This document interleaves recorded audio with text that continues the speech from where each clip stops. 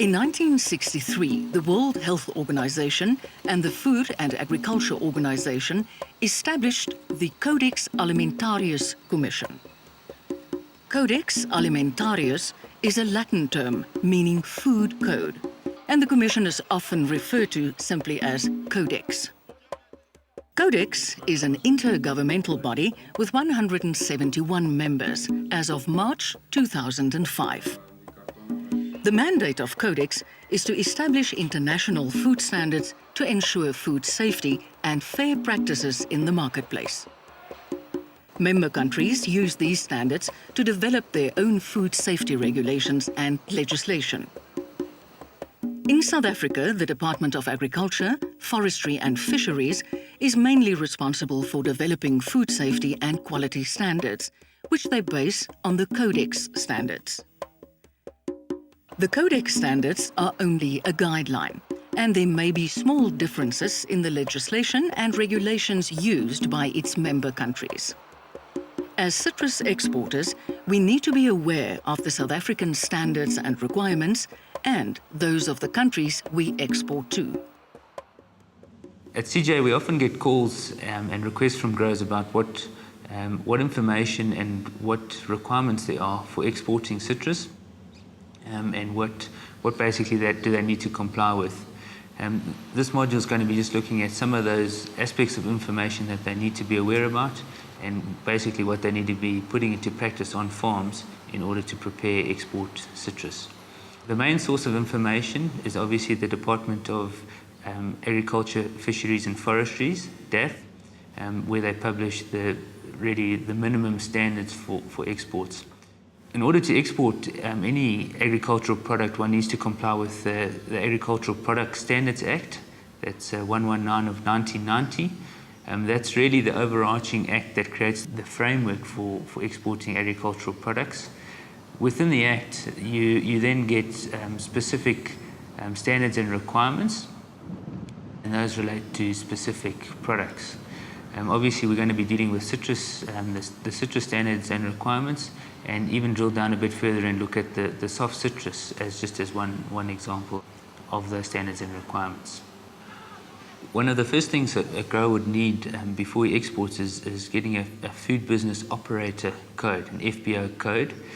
The Department of Agriculture, DAF, allocates these codes, but to apply for one, you can go to the DAF website and follow the links to the respective point where they allocate codes.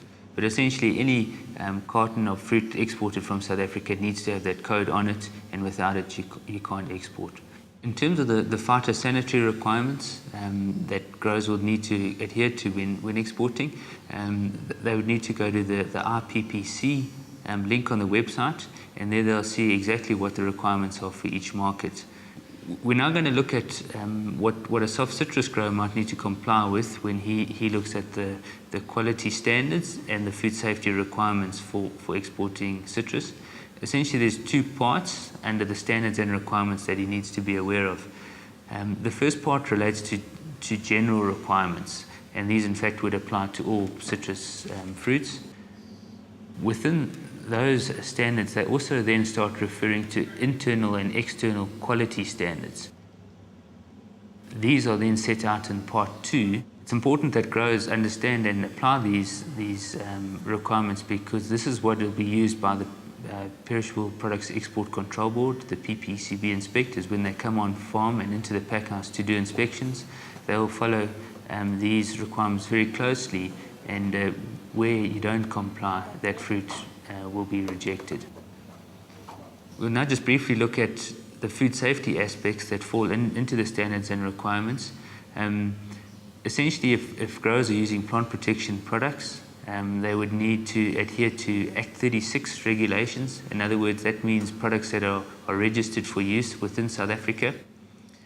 Secondly, they would need to make sure the usage is in fact in compliance with that Act in order to achieve residues that comply to the South African residue levels, maximum residue levels.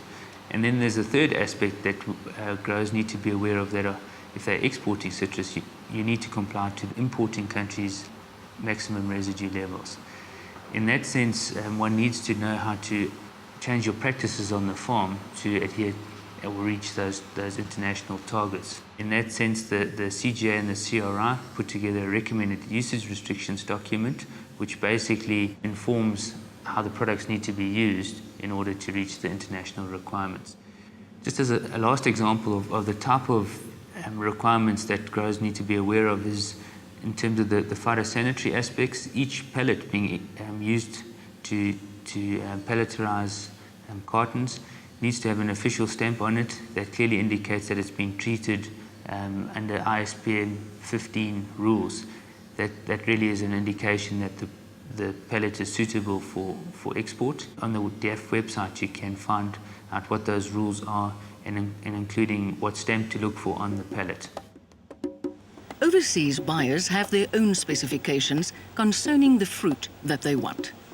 These specifications are mostly in line with the minimum standards and requirements issued by DAF.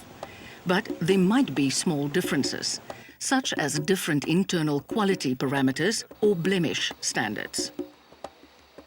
The client normally passes his specifications on to the export agent, and the export agent, in his turn, passes it on to the packhouse.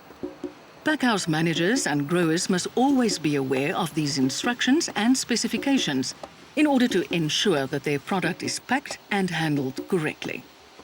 Specific requirements for export countries are also available from the DAF website.